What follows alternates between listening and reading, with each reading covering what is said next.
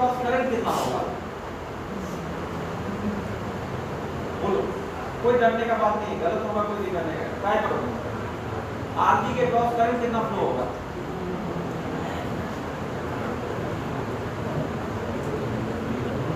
बोलो बोलो, बाकी सब बोलो। आरजी के क्रॉस करंट कितना फ्लो करेगा?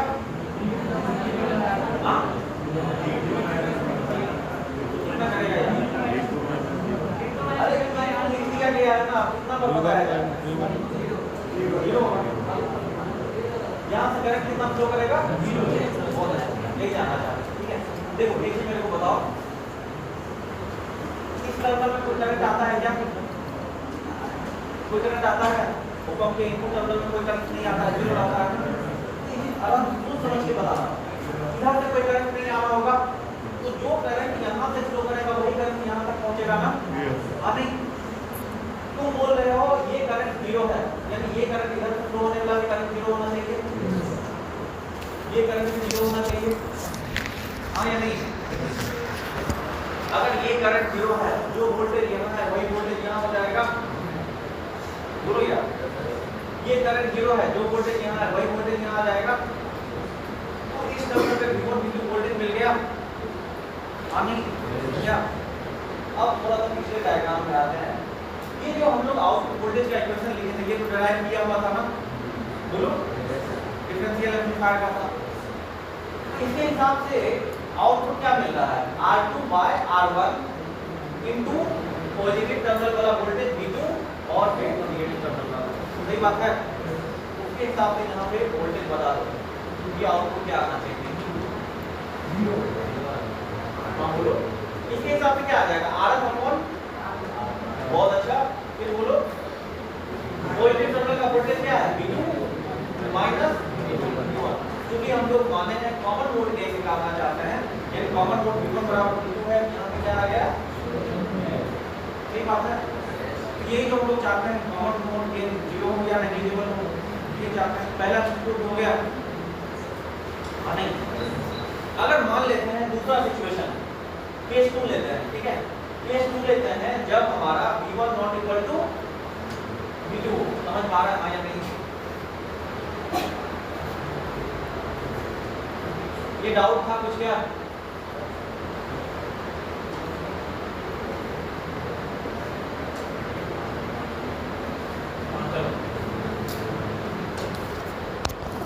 आप क्या ले रहे हो बोलो? when V1 not equal to V2, ठीक है। चलो तो उसके तो मेरे को बताओ, यहाँ का पोटेंशियल तो V2 होगा, यहाँ का पोटेंशियल V1 हो जाएगा। अब RG के क्रॉस करंट क्या फ्लो करेगा? अगर मान लेते हैं V2 ग्रेटर देन V1 है फॉर एग्जांपल, तो RG के क्रॉस करंट क्या फ्लो करेगा? ये करंट I, बोलो बोलो,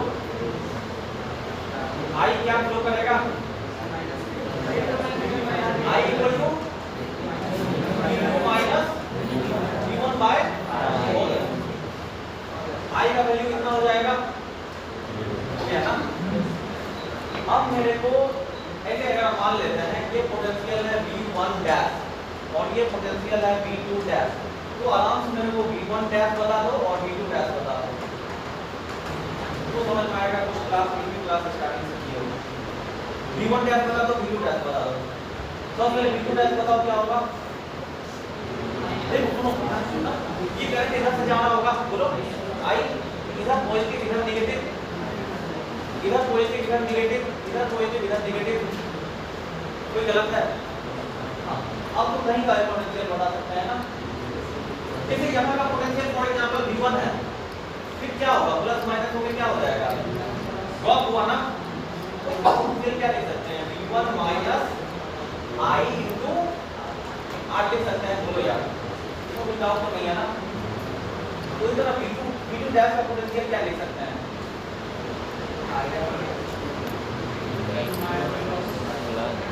बोलो,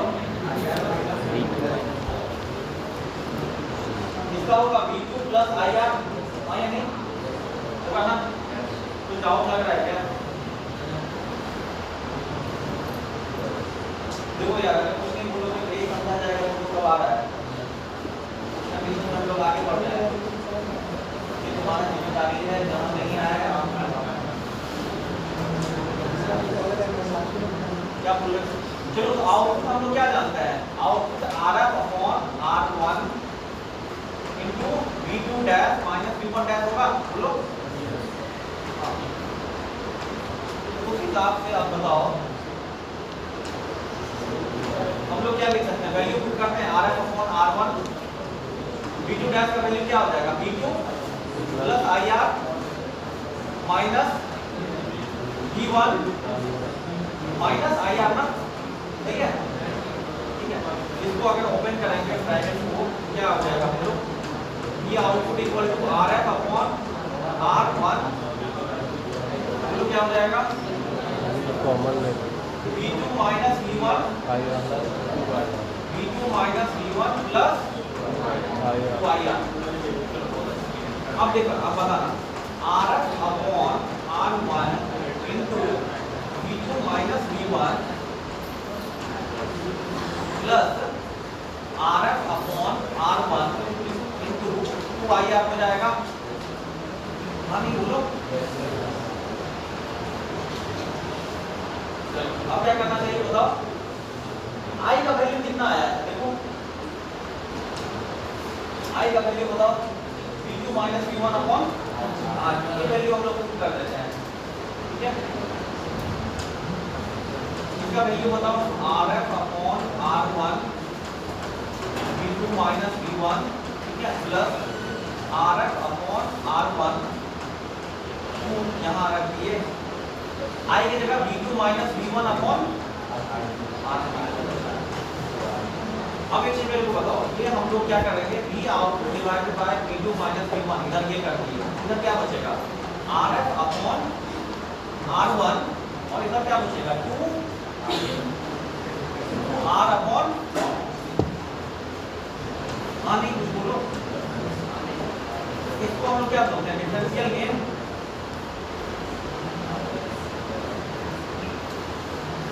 क्या बोलो, डिफरेंशियल गेन क्यों बोल रहे हैं,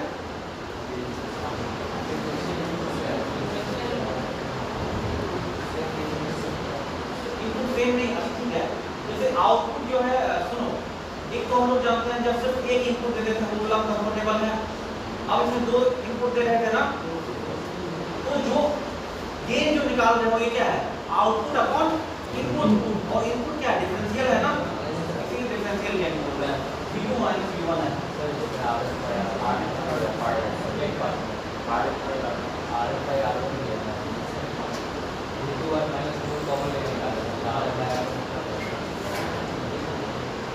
RF अपॉन, चलो इसको ऐसे लिख देते हैं, RF upon R1 into 1 plus R upon, नहीं है बोलो क्या होता है ना, देखो मेरा ध्यान यहाँ पे है, इस बात को कौन दे, पहले हम लोग को डिफरेंशियल गेन क्या आ रहा था इसमें, डिफरेंशियल गेन यहाँ पे क्या था, V output upon V2 minus V1 क्या आ रहा था, बोलो RF अपॉन R1, अगर ये R2 बराबर RF का था, ये आ रहा था ना, बोलो। अब देखो अब क्या आ रहा है, RF अपॉन R1 आ रहा है, साथ में ये फैक्टर मल्टीप्लाई होकर आ रहा है ना, इसका गेन मिल रहा है, बोलो हाँ नहीं, ठीक है। और दूसरा चीज ये ऑब्जर्व करने का है, अगर इस केस में देखोगे ना, इनपुट इंपीडेंस तुमको इनफाइनाइट नहीं मिलेगा, समझ के बात को, ठीक है। दोनों टर्मिनल में R1 या R1 प्लस R2 का कुछ इंपीडेंस मिलेगा, जबकि इस केस में जो फिगर है तुम्हारा, उसमें इनपुट इंपीडेंस क्या है, इनफाइनाइट, समझ के बात को, क्योंकि दोनों तरफ करंट है क्या है, जीरो फ्लो कर रहा है। इनपुट इंपीडेंस क्या हो जाएगा, input voltage upon input current, यही होगा ना। अरे समझ पा रहे हो, नहीं समझ पा रहे, हाँ देखो इंपीडेंस वाला समझे क्या बोलना चाह रहे हैं, पिछले वाले केस में इंपीडेंस इंफिनिटी क्यों नहीं है, क्योंकि V1 जो है इधर से कुछ करंट निकल रहा है ना, अरे इधर से कुछ करंट निकल रहा है, मान लो I1 निकल रहा है, इधर से I2 निकल रहा है, तो Z1 जो निकलेगा V1 अपॉन I1, Z2 जो होगा V2 अपॉन I2, ये दोनों करंट जीरो नहीं, ये करंट जीरो होता है, ये करंट जीरो नहीं होता है। समझ रहे हो आपको? इसलिए हम बोलना चाह रहे हैं कि ये इंस्ट्रूमेंटेशन एम्पलीफायर में तीन चार फायदा आपको दिखा। एक तो इनपुट इम्पीडेंस इनफाइनाइट मिलेगा, डिफरेंशियल गेन अच्छा हो गया, कॉमन मोड गेन एकदम जीरो हो गया, ये सब चीज हो गया ना, ठीक है। और बाकी इसका यूज कहाँ करते हैं? सेंसर ट्रांसड्यूसर, जहाँ पे वेरी लो मैग्नीट्यूड का सिग्नल हो तो हाई गेन प्रोवाइड करने के लिए, सही है।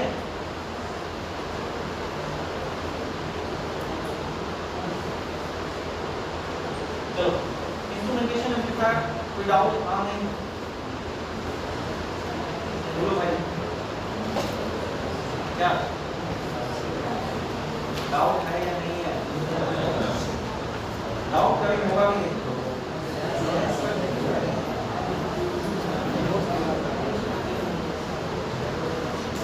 चलो नेक्स्ट टॉपिक देखते हैं। तीन चार टाइप का कंट्रोलर देखेंगे, ठीक है ना। Proportional controller, derivative, integral. अच्छा थोड़ा सा जानते हैं कंट्रोलर होता क्या है, ठीक ना। जैसे एक दिन डिस्कशन किए थे, बहुत सारा चीज क्लोज लूप सिस्टम में आता है। समझ रहे बात को? क्लोज लूप सिस्टम में हम लोग एक ऐसा डायग्राम बनाए थे, यहाँ पे एक कंट्रोलर आता है फॉर एग्जांपल,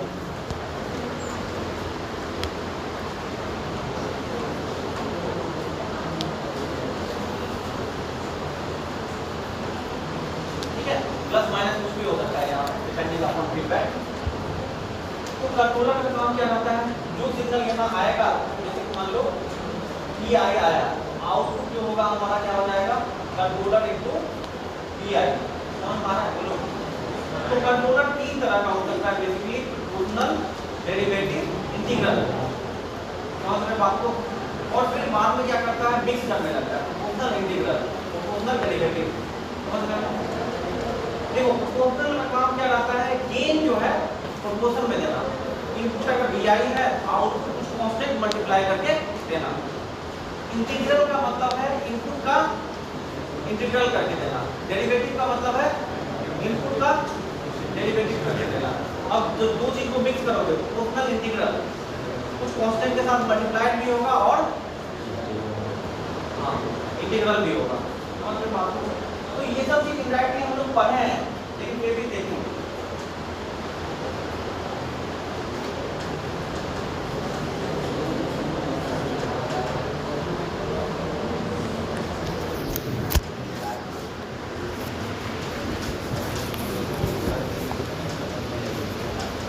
इसका V आउटपुट क्या होगा बताओ? V आउटपुट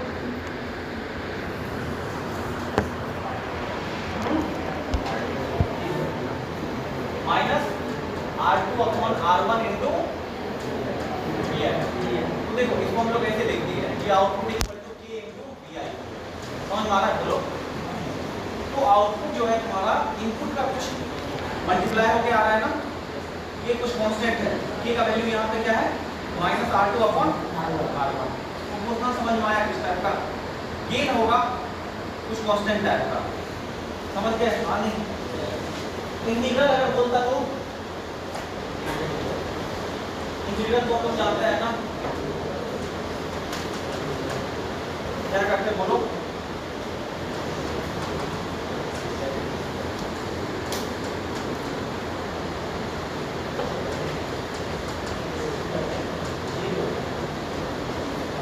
ये आउटपुट यहाँ पे क्या आएगा बोलो? -1 upon R1 C1 Vi of t। बोलो बोलो क्या बोल रहे हो? या इसको हम लोग ऐसे भी लिख सकते हैं, V output equal to K into S by Vi। S क्या बता रहा है? S बता रहा है 1 अपॉन S बताता है Vi का इंटीग्रल। और K क्या बता रहा है? जैसे ये जो है ना, इस वेक्टर को हम क्या बोलते हैं? K। समझ गए बात को? अगर दो को मिक्स करना रहता, Pi को मिक्स करना रहता, तो प्रोपोर्शनल भी इंटीग्रल भी, तो हम लोग क्या करते हैं?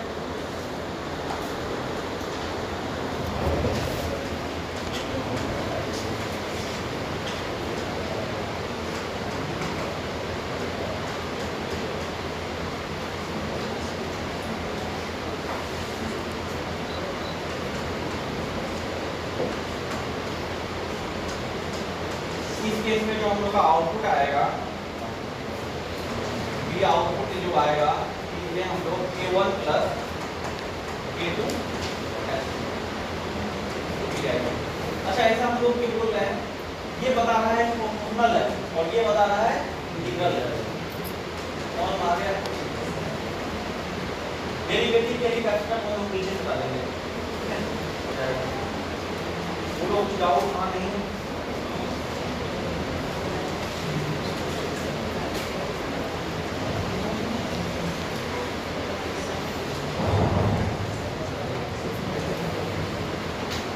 एक voltage regulator using op amp देखते हैं हम लोग।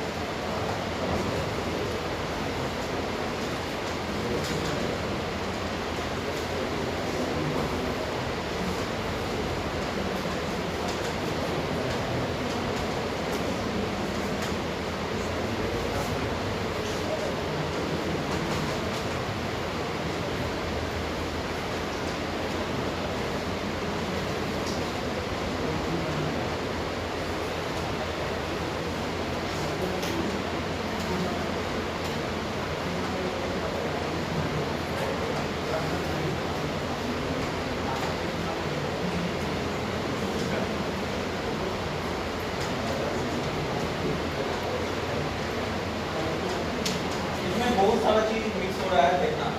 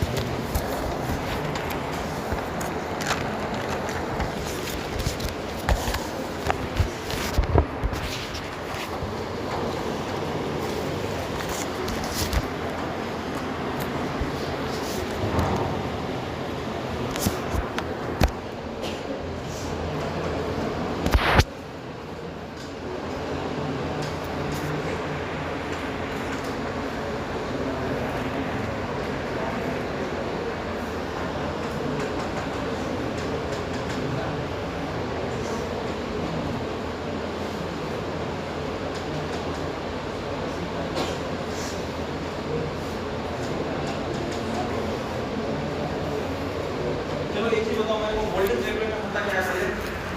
वोल्टेज रेगुलेटर क्या है इसके बारे में? वोल्टेज वोल्टेज रेगुलेटर, अरे थोड़ा मैं यूज किए हो गए रेगुलेटर। क्या करता है वोल्टेज रेगुलेटर? चेंज करता है वोल्टेज को। देखो ये बताना चाह रहे हैं जैसे कि इनपुट साइड में वोल्टेज का फ्लक्चुएशन आएगा, मेरे डिवाइस को अगर 220 वोल्टेज चाहिए, हो सकता है इनपुट साइड में 200 से 800 के बीच वोल्टेज आ रहा होगा, लेकिन आउटपुट साइड में हमारे डिवाइस को 220 ही देगा वो। समझ रहे बात को? यही चीज बोलना चाह रहा है, इनपुट साइड में वोल्टेज का फ्लक्चुएशन आएगा VI में, लेकिन V आउटपुट के लिए हमेशा क्या चाहता है? Fix voltage. समझे बात को? हाँ नहीं, जैसे कोई डिवाइस है 220 वोल्ट पे ही ऑपरेट करता है, ज्यादा पे ऑपरेट करता है जलने का चांस रहता है, हम लोग एक वोल्टेज ऑपरेटर लगा दें। अच्छा एक चीज थोड़ा गौर करना, जो भी बिजली आता है हम लोग का उसमें फ्लक्चुएशन आता है, ये तो AC वाला रहता ही है, लेकिन इसमें फ्लक्चुएशन रहता है। कहने का मतलब क्या है, अगर तुम मल्टीमीटर से मेजर करोगे ना, तो हम लोग जो मेजर करते हैं वो RMS वैल्यू रहता है, एक बार RMS बताया गया होगा, क्योंकि साइनसॉइडल रहता है। देखो साइनसॉइडल की तो हमेशा पता है वेरी करेगा, ठीक ना, लेकिन हम लोग एक RMS वैल्यू पढ़े थे ना। फॉर एग्जांपल अगर RMS 220 है, हमेशा 220 नहीं रहता है, ठीक है ना। एक चीज ध्यान देना, जहाँ मोटर लगा हुआ है वहाँ स्क्रीन में तुम्हारा वोल्टेज दिखाते रहता है, करंट दिखाते रहता है, दोनों फ्लक्चुएट करता है। देखिए वो नहीं देखे हो? हाँ फ्लक्चुएशन करते रहता है। तो हम लोग जहाँ पे हम लोग का डिवाइस क्रिटिकल रहता है ना, वहाँ पे एक रेगुलेटर लगा देते हैं। इनपुट साइड वोल्टेज का फ्लक्चुएशन भले ही आए, आउटपुट साइड वोल्टेज एक फिक्स है। समझ रहे बात को? तो ये चीज हम लोग इम्प्लीमेंट करना चाहते हैं यूजिंग ओप एम्प। सही बात है। मान लो इनपुट साइड वोल्टेज वेरी कर रहा है हमारा, ठीक है, मान लो ये 100 वोल्ट से 200 वोल्ट के बीच में वेरी कर रहा है फॉर एग्जांपल, ठीक है। ये क्या है? ये वाला डिवाइस जेनर डायोड, बहुत अच्छा है, इतना याद रखने की बहुत बड़ी बात है। जेनर डायोड का काम क्या रहता था? रिवर्स बायस में एक फिक्स वोल्टेज देगा। सही बात है। देखो डिफॉल्ट पॉइंट पे लेकिन वो जनरल वोल्टेज को क्रॉस करना चाहिए तब स्विच देता था, ठीक है। मान लेते हैं इसका जनरल वोल्टेज मान लो 10 वोल्ट है, तो ये अगर वोल्टेज यहाँ पे आएगा इसके क्रॉस 10 वोल्ट से ज्यादा का ड्रॉप दिखेगा ना, समझ रहे बात को। तो ये जो है अपना वोल्टेज हमेशा के लिए 10 वोल्ट फिक्स रखेगा बीजेट, ठीक है। यानी कि यहाँ पे कौन सा वोल्टेज मिलेगा, बीजेट, ठीक है। ये ओप एम्प जो है तुम्हारा, हाँ ये ओप एम्प में जो नेगेटिव टर्मिनल में पोटेंशियल रहेगा वही तुम्हारा यहाँ पे आ जाएगा। ये बीएम कितना आ जाएगा, बीजेट के बराबर, बोलो। देखो बीआई कितना भी फ्लक्चुएट करे बीजेट तुम्हारा फिक्स रखेगा, बीजेट फिक्स रखेगा तो तुम्हारा बीएम फिक्स हो जाएगा। बीएम फिक्स होगा इधर का करंट फिक्स हो जाएगा ना, अरे बोलो हाँ या नहीं, नहीं फिक्स होगा। जो ये करंट आएगा सिर्फ ये भी करंट आ ही होगा ना, कुछ अलग होगा, बोलो डाउट है। तो इधर से कोई करंट तो जा नहीं रहा है ना, I = 0 है, तो ये करंट फिक्स हो गया तो इधर का वोल्टेज फिक्स हो जाएगा, तो ये वोल्टेज फिक्स हो गया, ये वोल्टेज फिक्स हो जाएगा, दोनों पैरेलल में है ना, बोलो हाँ नहीं। यानी आउटपुट तुम्हारा फिक्स हो गया ना, इनपुट भले ही चेंज करते रहेगा, आउटपुट तुम्हारा फिक्स हो गया। ये आरएल क्या है, लोड है, यानी लोड के अक्रॉस हमने वोल्टेज को, इसी को बोलते हैं वोल्टेज रेगुलेटर सर्किट यूजिंग, समझ गए हाँ नहीं। तो अगर ये डाउट नहीं है तो आगे बढ़ा जाएगा। हाँ ट्रांजिस्टर है, बीजेटी है, बोलो बोलो बताइए मुझे क्या बोल रहे हैं। देखो ऐसा है कि हम लोग सबको सेपरेट सेपरेट करके पढ़ते हैं, लेकिन जब जरूरत आता है 3-4 इक्विपमेंट का यूज आता है, ठीक है। देखो तो सुनो, ट्रांजिस्टर को जो है ना 2-3 तरीके से यूज करते हैं, स्विच की तरह यूज करते हैं ना, करते हैं, यह स्विच की तरह है। मैक्सिमम जो सर्किट हम लोग बनाते हैं इलेक्ट्रॉनिक्स में यूजिंग ट्रांजिस्टर बनाते हैं। ट्रांजिस्टर इसलिए फायदेमंद रहता है कि किसी दो टर्मिनल का वोल्टेज हम लोग लगा करके तीसरे टर्मिनल का करंट जो है कंट्रोल करते हैं। बेस टू इमीटर वोल्टेज अलग अलग दे करके हम लोग कलेक्टर करंट को कंट्रोल करते हैं और काफी प्रिसाइजली कंट्रोल कर पाते हैं, ठीक है।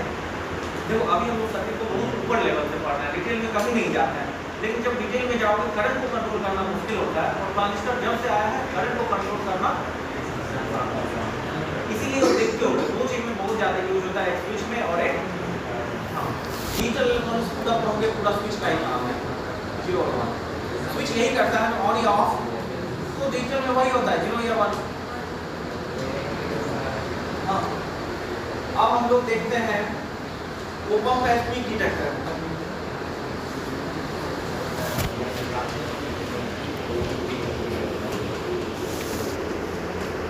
सबसे पहले पीक डिटेक्टर सर्किट होता क्या है,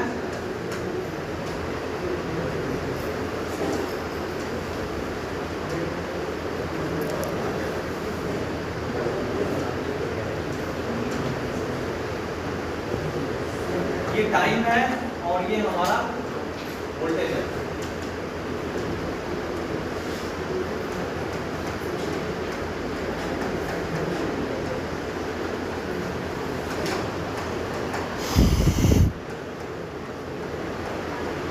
चलो अगर ये Vi हम लोग यहाँ पे दे देंगे तो V आउटपुट कितना निकलेगा ये बता दो।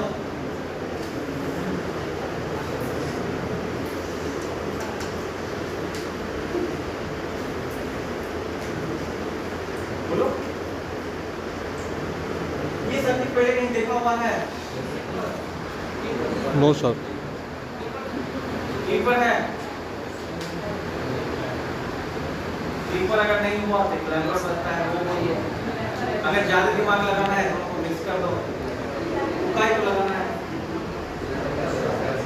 जो ये बताया गया था कि जब हम लोग कैपेसिटर का यूज करते हैं क्लैम्पर आता है, तो इसको देखो तो सर्किट में पीक सबसे मैक्सिमम वोल्टेज, पीक का मतलब क्या होता है, सबसे मैक्सिमम वोल्टेज 20 वोल्ट मिल रहा है। हम लोग एक ऐसा सर्किट बनाना चाहते हैं, कोई वेवफॉर्म देंगे उसमें जो सबसे मैक्सिमम वोल्टेज जा रहा होगा वो पता करके बता देंगे, समझ रहे बात को।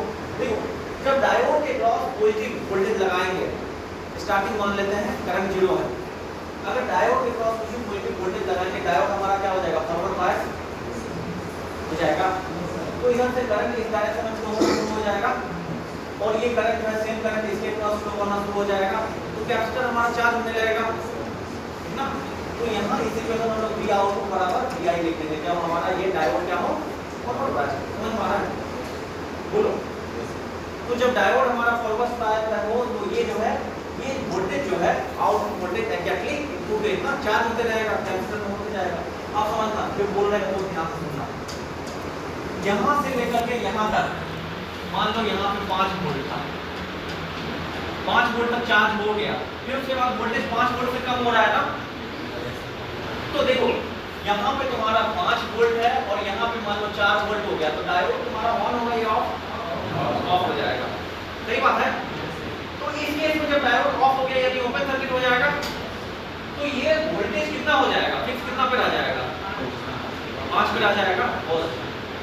तो यही बोलना चाह रहे थे, ये वोल्टेज फिक्स हो गया 5 पे आ जाएगा, फिर चार्ज होना शुरू होगा, फॉरवर्ड बायस पे चार्ज होगा, फिर फिक्स हो गया, फिर यहाँ फिर यहाँ फिर यहाँ फिर हमेशा के लिए सही है। इसी को बोला जाता है पीक डिटेक्टर सर्किट। समझ गए बात को? अब इससे डाउट ये है कि डायोड अगर आइडियल नहीं रहा कुछ ड्रॉप हो जाएगा इसके क्रॉस। जब हम लोग फॉरवर्ड बायस करते हैं अच्छा सा ड्रॉप देखा देते हैं ना 0.7 वोल्ट का। तो जब डायोड हमारा ऑन होगा उस केस में ऐसे हम लोग V आउटपुट बराबर VI लिख दिए ठीक ना। लेकिन अगर ड्रॉप होगा तो हम लोग क्या लिखना चाहिए, V आउटपुट बराबर VI माइनस 0.7 लिखते थे ना। ये तो 0.7 का एक्स्ट्रा ड्रॉप हो गया ना, ये वेवफॉर्म क्या होगा 0.7 से नीचे शिफ्ट हो जाएगा। जो व्हाइट वाला वेवफॉर्म है ना नीचे शिफ्ट हो जाएगा। जो हम लोग पीक डिटेक्टर बनाना चाह रहे थे एग्जैक्ट पीक डिटेक्टर नहीं होते, थोड़ा सा नीचे रहता है। समझ रहे प्रॉब्लम? इस प्रॉब्लम के लिए क्या बताया गया था, प्रिसीजन रेक्टिफायर बताया गया था, सुपर डायोड यूजिंग ओपम कैसे बनता था। हाँ नहीं कोई बोलो क्या करते थे।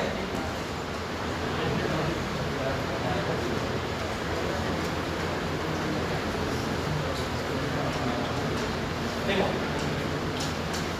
ये जो सर्किट था हम लोग क्या बोल दिए थे, ये कैसा डायोड सा काम करेगा जिसका ड्रॉप क्या हो जाए 0 हो जाएगा। तो पिछले सर्किट को देखो, पिछले सर्किट में डायोड है उसके बाद क्या लगा है, हम लोग क्या करेंगे यहाँ पे क्या लगा देंगे, कैपेसिटर लगा देंगे।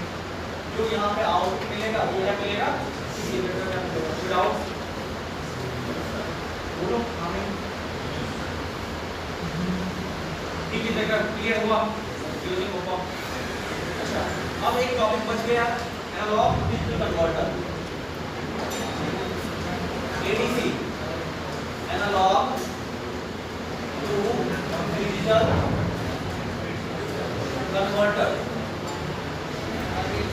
देखो एनालॉग सिग्नल और डिजिटल सिग्नल क्या होता है पहले ये बताओ। क्या अरे वो बस फालतू बकवास मत करो।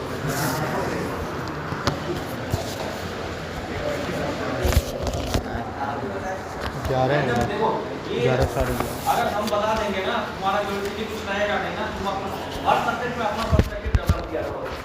जो अपना पर्सपेक्टिव डेवलप करता है वही सीख पाता है। हम बता देंगे वो ज़्यादा सीखने वाला नहीं है, ठीक है ना।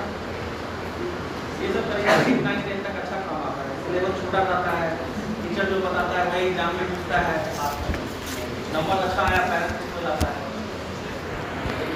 रियल लाइफ सिचुएशन में तुमको ऐसा सब्जेक्ट बनाना रहेगा, मतलब हार्डवेयर पे काम करना रहता है, सॉफ्टवेयर पे काम करना रहता है, सारे जगह काम करना रहता है। तो वहाँ ये जो टेक्निक है ना आप बता देंगे ये काम नहीं करता, ठीक है। बोलो बोलो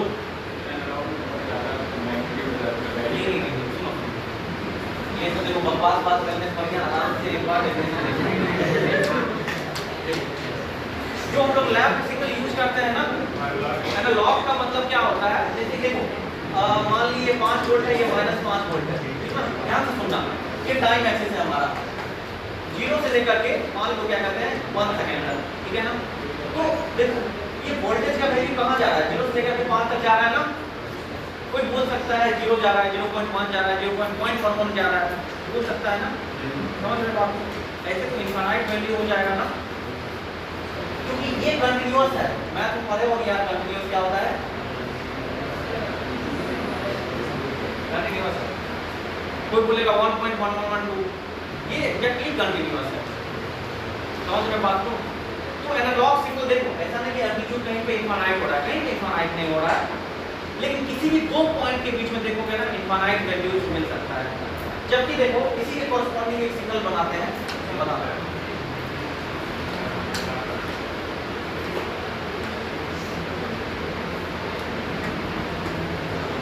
ये तुम्हारा टाइम एक्सिस है, यहाँ पे +5 वोल्ट है और -5 वोल्ट है, ठीक है? ध्यान से देखना, हम लोग किसी भी दो टाइम एक्सिस को ले लें, किसी दो टाइम के बीच में या तुम्हारा वोल्टेज +5 वोल्ट है या डिजिटल मतलब फिक्स अमाउंट, समझ रहे बात को? दो ही लेवल मिलेगा, +5 वोल्ट या -5। ऐसा नहीं कि 5.11 मिल रहा है, ऐसा नहीं मिलेगा। जैसे एक चीज देखना यार, सीढ़ी जो हम लोग चढ़ते हैं ना, पहला कदम यहाँ चढ़ा है, फिर अगला कदम वहीं आता है ना, बीच में कहीं रखते हो पैर, बोलो रखते हो क्या? नहीं, डिस्क्रीट है ना ये। तो एक एनालॉग सिग्नल होता है, डिस्क्रीट सिग्नल होता है। डिस्क्रीट सिग्नल का ही, डिस्क्रीट सिग्नल में अलग-अलग डिस्क्रीट लेवल आता है। डिस्क्रीट का ही स्पेशल पार्ट होता है डिजिटल, जिसमें सिर्फ दो लेवल आता है, समझ मारा? और एक रैम टाइप का सिग्नल आता है ना, कहीं भी पैर को क्लिक करके आता है, नहीं आता है, एनालॉग और डिजिटल सिग्नल। तो हम लोग क्या चाहते हैं, देखो जितना भी माइक्रोप्रोसेसर हमारा काम करता है सारा डिजिटल सिग्नल पे काम करता है, समझ के बात को? पूरा डिजिटल इलेक्ट्रॉनिक्स हमारा डिजिटल सिग्नल पे काम करता है। तो हम लोग चाहते हैं एनालॉग सिग्नल को कन्वर्ट करना किसमें? डिजिटल सिग्नल में। ये कन्वर्जन कैसे होता है? बीच में एक डिवाइस लगा रहता है एनालॉग टू डिजिटल, समझ के बात को? तो इसका सर्किट है, सर्किट देख सकते हो, 3-4 तरह के यूजिंग ओपअप भी हम लोग करते हैं। तो मोटा मोटी तुम लोग का सिलेबस कंप्लीट हो चुका है, ठीक है? अब दो सिचुएशन बचता है, अगर तुम लोग क्लास आओगे तो क्लास होगा, क्लास अगर नहीं आओगे तो कोई बता दो, ठीक ना? लेकिन सुनो, कोई बच्चे अगर आते हो तो क्लास होगा, मेरे तरफ से मना नहीं किया जाएगा। अगर कोई रिवीजन के लिए आना चाहते हैं, क्या बोले? जिन लोग का अटेंडेंस शॉर्ट है वो तो आना। तो सिलेबस में देखो, आज जितना क्लास होगा ना वो फाइनल रख दिया जाएगा, ठीक है? जो आओगे उसको एक्स्ट्रा मिलेगा, ऐसा नहीं कि जो नहीं आओगे उसको मिल जाएगा, समझ के बाद क्या बोल रहे हो? नहीं, जिसका अटेंडेंस शॉर्ट है उसके लिए बोला जा रहा है। हाँ, अटेंडेंस के साथ पढ़ाई भी होगा, ठीक है? दूसरा है, देखो तुम लोग अपने तरीके से पढ़ो, अगर कुछ डाउट है तो कभी भी आप पूछ सकते हो, ये क्लास में। अरे बातचीत मत करो, लास्ट इधर आप लोग बातचीत नहीं करना। कुछ डाउट है तुम लोग को? अटेंडेंस